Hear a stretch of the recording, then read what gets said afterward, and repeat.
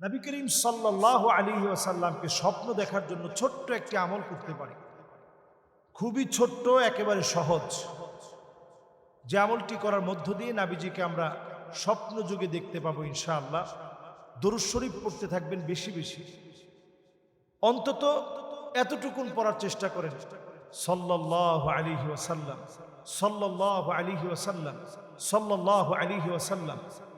নবী সাল্লাল্লাহু আলাইহি ওয়াসাল্লাম হাদিসের মধ্যে বলছেন, মান রাআনি ফিল মানাম ফাকাদ রাআনি ফিল ইয়াকযা ইন্না শাইতান লা ইয়াতামাসসালু বি ওয়া ফি রিওয়ায়াতিন উখরা ইন্না শাইতান লা ইয়াতাশাব্বাহু বি।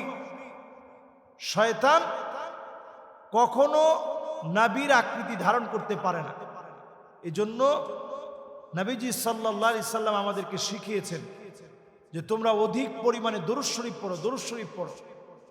এটা লাভ হচ্ছে নবীজিকে আপনি স্বপ্নে দেখতে পারবেন।